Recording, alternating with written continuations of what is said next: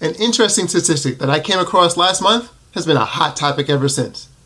More than 1/3 of Americans earning $250,000 a year or more say that they live paycheck to paycheck. Now, before you think I'm being judgmental, I understand that everyone has different living situations. But I also know why most of us struggle. Before I finished my career, I was a personal wealth manager. That means I've been at your kitchen tables. I've seen the numbers behind the madness. Now, I didn't shoot this video just to pick on higher income earners. In fact, I noticed something pretty early on in my career. The gal making $125,000 a year had the same problem.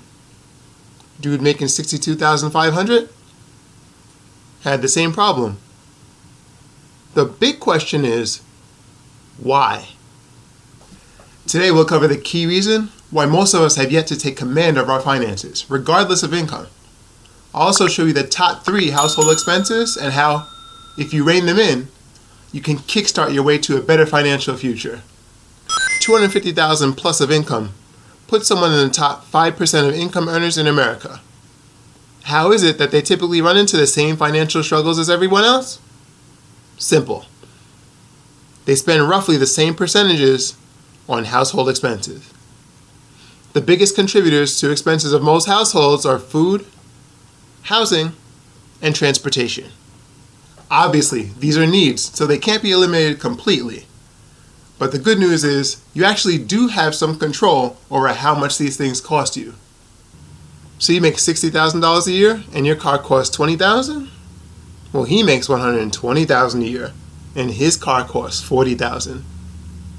For 60% of us, it's just that simple. Eating out or ordering in too often, buying a house based on the largest mortgage you can qualify for. When you boil it down, it's not the big ticket purchases or vacations that kill most budgets. It's the things that hit up your bank account every single month.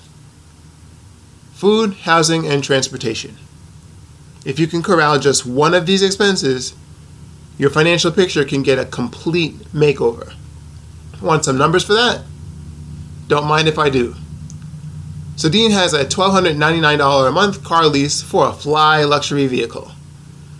He says he's tired of living paycheck to paycheck. Dean would like to invest some money so that he can actually stop working someday. Sadly, he currently spends $100 more than what he makes per month. So he's building up debt. I've got good news for you. If you're like Dean, if you change one thing, just one thing, not your transportation habits, not how much you spend on fast food, not the neighborhood you live in, just the car that you lease. This is what you can do. Dean finds out that he can lease a brand new sedan, not even a used one, for $599 a month. It may not drop the jaws of the Joneses, but he just went from $100 a month over budget to having $600 a month to work with. If he invests that for 30 years, at average stock market returns, he'll have about $736,000. So what was Dean really spending? $100 a month too much? Or was he really spending $736,000 of what should be his retirement? One more for you. Let's be less extreme. Emily wants an extra $100 a month to finish off her credit card debt. She spends $4 for her morning coffee and $15 for her afternoon lunch. This happens 5 days a week because that's how often she works. Now, since Emily lives in New York, we'll give her a break on the coffee. But if she decides to pack her lunch just 2 days per week, last night's leftovers or whatever, she brings her lunch costs all the way down to $3 for those days. Emily just saved $12 a day, 2 days a week, which is $24. Average month has a little over 4 1/3 weeks, so now she has her $100. It all comes down to mindset.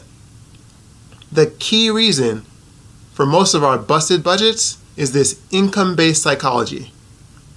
Why do we look at our incomes and allow that to tell us what we should spend every month?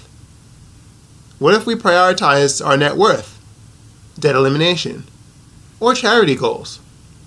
What if we focus more on how much money we keep home over how much we bring home?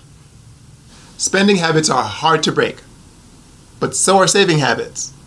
Imagine how you'd feel if you got to see your savings and investments increase every time you got paid.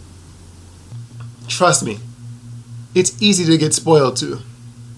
And for those of you who like income-producing assets like stocks and ETFs, Webull is a platform that'll help you start investing with a few free stocks.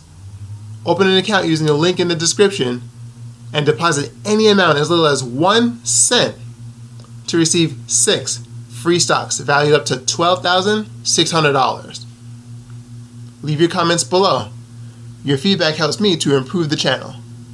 Like the video, subscribe if you haven't already, and if you got value from this content, hit the share button to spread the wealth.